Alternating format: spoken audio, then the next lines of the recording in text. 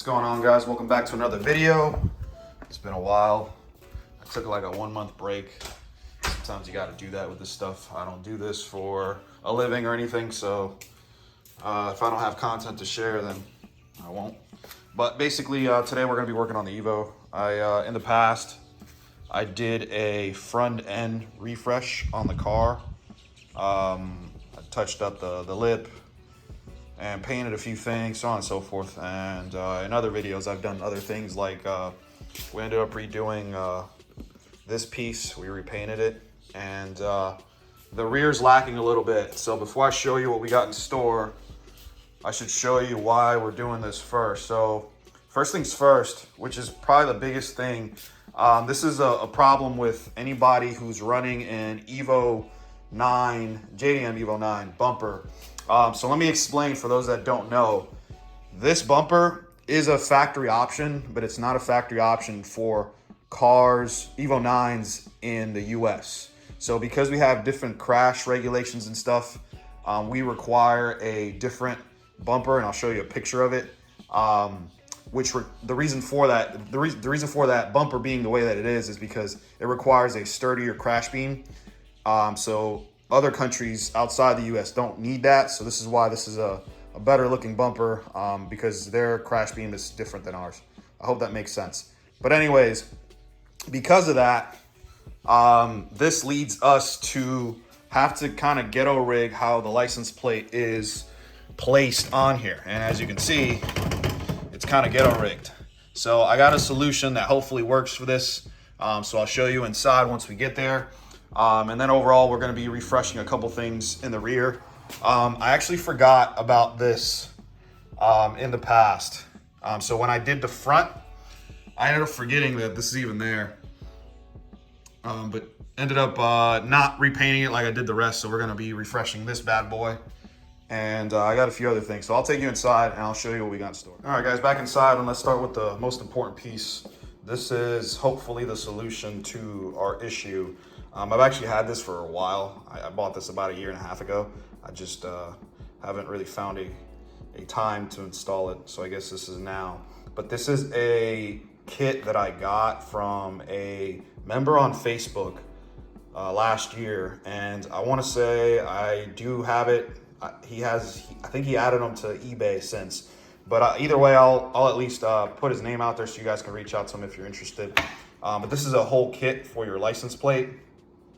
And this is specifically made for the guys not running a crash beam, which I'm not. I forgot to mention that earlier, but I'm not running a crash beam in the rear. But this is designed to basically hold the plate so it's not ghetto rigged. It comes with everything. It comes with all the bolts and stuff, which I'll be undoing, and you guys will be able to see. And then he does also include a set of instructions as well. So pretty nice little kit.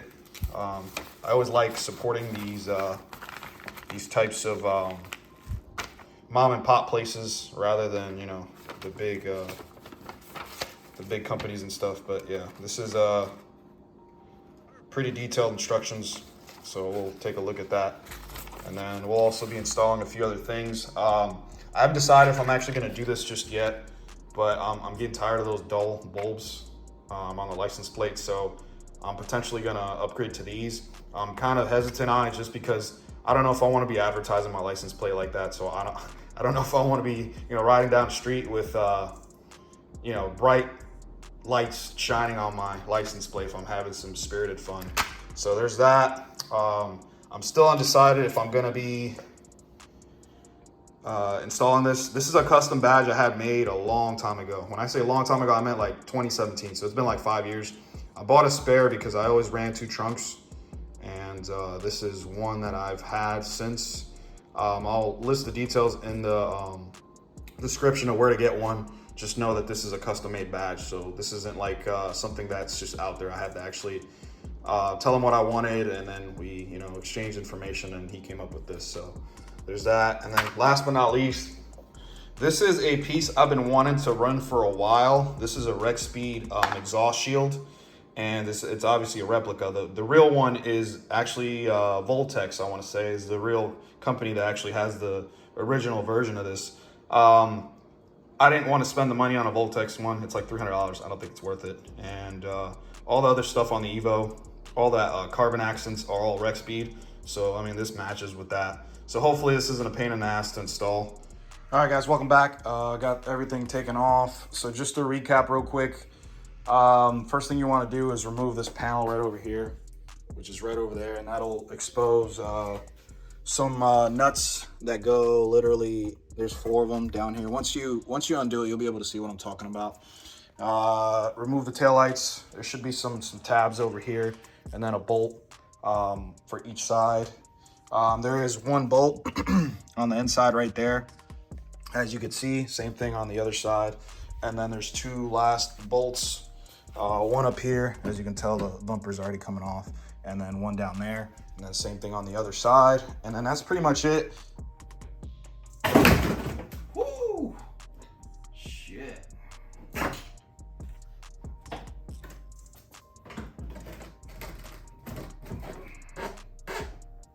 Oh, you fucking bitch. God damn it. Oh. All right, guys, welcome back. Got the bumper off, as you can tell. Pretty tedious overall. When you're doing this, be very careful. It's been a while since I've done this, so I forgot that there was an additional little plastic screw holding this piece right over here. And when I released it, it pulled all the pressure down, and unfortunately for me, sucks, but it chipped a little bit of the paint off. I don't know if you guys are able to see that, but yeah, it's unfortunate. This car has been repainted, so I'm gonna go ahead and hit up the guy and see if he can fix that. I got another chip somewhere else too, so maybe we can get them all fixed together. All right, guys, we are here. And a little bit concerned because the more I read this, now that I understand what's going on with this, they basically want you to break these tabs. So they're essentially saying drill through these little spot welds right there, and then pry these off, and this is how the new ones can fit on there. So I'm a little bit concerned about not being able to go back if I need to. So yeah, one of the good things about this kit though is they give you everything. So they're nice enough to provide you with all the bolts and hardware and stuff. So let me take a look at this, and then I'll get back to you guys as far as what we're actually gonna do here. All right, guys, I'm gonna end up taking the bracket over to Rodney's because I don't have the tools to break that and drill through that. I have some drill bits, but unfortunately, I don't think they're the right kind.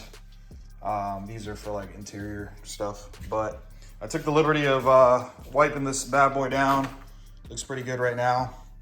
We're gonna go ahead and move on to the wiper. The only problem is we're not gonna be able to paint because I don't know if you can hear, but it just started raining. You're not supposed to paint whenever it's raining or really humid. So we'll prep it in the meantime, and then maybe tomorrow paint it. Either way, it's not too much. It's just this piece right over here. So I believe with this, all you gotta do is, I've actually never removed this before. I believe you just take this off and it's just that. I'm gonna take a look at this and see if maybe I can, actually looks all right. So I think it's just the arm that we're gonna end up doing. So let's get to it. Looks like a 10, nothing crazy. Maybe you need that Craftsman, that good shit. Psych. Look around this garage. There's no craft, actually. It's a Craftsman box right there, but that's Snap-on doesn't make a laser level.